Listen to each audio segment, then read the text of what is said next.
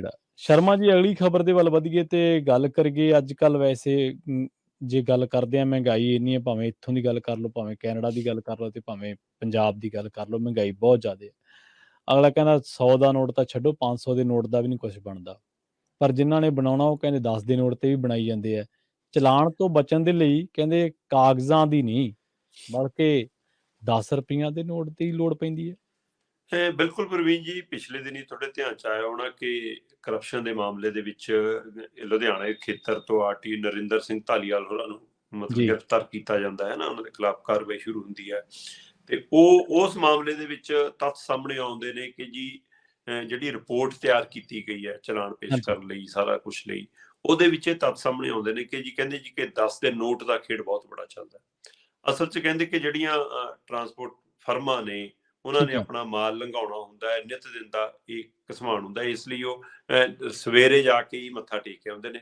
ਹੂੰ। ਤੇ ਇੱਕ ਮਤਲਬ ਕਿ ਜੇ ਉਹਨਾਂ ਦੀਆਂ 5 ਗੱਡੀਆਂ ਜਾਣੀਆਂ ਤਾਂ 5-10 ਦੇ ਨੋਟ, ਜੇ 20 ਜਾਣੀਆਂ ਤਾਂ 20-10 ਦੇ ਨੋਟ, ਨਹੀਂ ਫਿਰ 1-10 ਦਾ ਨੋਟ, ਉਹ ਵੀ ਨੋਟ ਵੀ ਆਪਣਾ ਹੀ ਹੋਊਗਾ ਤੁਹਾਡਾ। ਮੱਥਾ ਟੇਕਣ ਤੋਂ ਇਲਾਵਾ 10 ਦਾ ਨੋਟ ਤੁਹਾਨੂੰ ਦੇਣਾ ਪਊਗਾ, ਜਿੰਨੀਆਂ ਗੱਡੀਆਂ ਲਈ ਤੁਹਾਨੂੰ ਚਾਹੀਦਾ।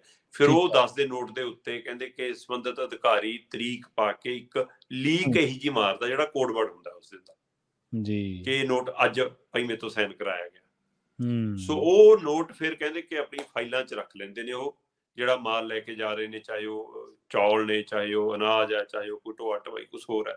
ਸੋ ਫਿਰ ਠੀਕ ਉਹ ਹੈ। 'ਚ ਰੱਖਦੇ, ਜਿੱਥੇ ਵੀ ਕੋਈ ਰੋਕੇ, ਜਿਹੜੇ ਮਰਜ਼ੀ ਵਿਭਾਗ ਨਾਲ ਸੰਬੰਧਿਤ, ਬਸ ਉਹ ਫਾਈਲ ਖੋਲ ਕੇ ਦਿਖਾਉਣੀ ਹੁੰਦੀ ਹੈ। ਜਦੋਂ ਵਿੱਚ ਪਿਆ ਨੋਟ ਦਿਖਦਾ, ਦੱਸਦਾ, ਕਹਿੰਦੇ ਚੱਲ ਗਏ।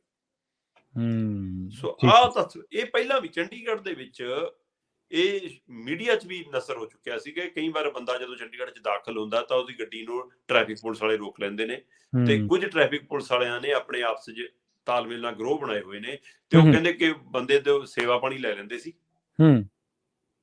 ਹੁਣ ਤਾਂ ਜਦੋਂ ਕੈਮਰੇ ਇੰਨੇ ਸਖਤ ਲੱਗ ਗਏ, ਉਹਨਾਂ ਦੇ ਗਲਾਂ 'ਚ ਵੀ ਕੈਮਰੇ ਪਾਤੇ ਟ੍ਰੈਫਿਕ ਪੁਲਿਸ ਵਾਲਿਆਂ ਦੇ, ਤਾਂ ਕਿ ਮਿੱਤਰੋ ਤੁਸੀਂ ਕਿਸੇ ਨਾਲ ਗੱਲ ਵੀ ਕਰੋ ਉਹ ਵੀ ਰਿਕਾਰਡ ਹੋਵੇ, ਤੁਸੀਂ ਕੋਈ ਲੈਣ ਦੇਣ ਕਰੋ ਉਹ ਵੀ ਰਿਕਾਰਡ ਹੋਵੇ। ਪਰ ਤਾਂ ਵੀ ਰੁਕਦੀ ਨਹੀਂ ਹੈ ਚੋਰ ਮੋਰੀ, ਉਹਦੇ ਹੱਲ ਹੋਰ ਬਥੇਰੇ ਕੱਢ ਲਏ ਜਾਂਦੇ ਨੇ। ਹੂੰ। ਤੇ ਉਸ ਸਮੇਂ ਕਹਿੰਦੇ ਕਿ ਉਹ ਫਿਰ ਉਹਦੇ ਹੱਥ ਦੇ ਉੱਤੇ, ਉਹਦੀ ਤਲੀ ਦੇ ਉੱਤੇ ਇੱਕ ਨੰਬਰ ਲਿਖ ਕੇ ਨਾ ਗੋਲ ਚੱਕਰ ਮਾਰ ਦਿੰਦੇ ਸੀ। ਠੀਕ ਹੈ। ਤੇ ਉਹਨੂੰ ਕਹਿੰਦੇ ਸੀ ਕਿ ਚੰਡੀਗੜ੍ਹ 'ਚ ਸਾਰਾ ਦਿਨ ਮਤਲਬ ਕਿ ਜਿੱਥੇ ਵੀ ਤੂੰ ਜਾਣਾ, ਜੇ ਤੈਨੂੰ ਕੋਈ ਰੋਕੇ ਤਾਂ ਆਹ ਹੱਥ ਦਿਖਾ ਦੇ ਬਸ। ਉਹ ਹੂੰ। ਵਿਚਾਰਾ ਚੰਡੀਗੜ੍ਹ ਦੇ ਵਿੱਚ ਚਾਹੇ ਕਿਸੇ ਢਾਬੇ 'ਚ ਰੋਟੀ ਖਾ ਲਵੇ, ਚਾਹੇ ਕੁਛ ਕਰ ਲਵੇ, ਖੱਤ ਬਚਾ ਕੇ ਰੱਖਦਾ ਸੀ। ਇਹ ਉਹ ਭ੍ਰਿਸ਼ਟਾਚਾਰ ਦੀ ਰਸੀਦ ਸੀ ਨਾ ਫਿਰ ਸ਼ਰਮਾ ਜੀ ਵਿੱਚ ਹਾਂ, ਉਹ ਉਦਣ ਹੱਥ ਤੇ ਚੱਲਣਾ। ਇਹ ਵੀ ਹੈ ਕਿ ਤੁਸੀਂ ਹੂੰ। ਕਾਗਜ਼ ਤੇ ਲਿਖ ਕੇ ਨਹੀਂ ਦਿਖਾ ਸਕਦੇ। ਹੂੰ। ਤੁਸੀਂ ਕਿਤੇ ਤੁਸੀਂ ਕਹੋ ਮੈਂ ਨੋਟ ਕਰ ਲੈਣਾ ਆਪਣੇ ਕੋਲ, ਹੂੰ। ਕਿ ਹੂੰ। ਉਹ ਦੱਸ ਦੂੰਗਾ ਕਿ ਨੰਬਰ ਹੈ, ਮੂੰਹ ਹੂੰ। ਜਵਾਨੀ ਬੋਲੋਗੇ ਤਾਂ ਨਹੀਂ। ਉਹਨਾਂ ਨੂੰ ਅੱਛਾ। ਹੱਥ ਦੀ ਲਿਖਤ ਦਾ, ਪੈਨ ਦੇ ਰੰਗ ਦਾ ਵੀ ਪਹਿਚਾਣ ਹੁੰਦੀ ਹੈ ਕਿ ਹਾਂ ਇਹ ਸਾਡੇ ਵਾਲਾ ਹੀ ਪੈਨ ਚੱਲਿਆ।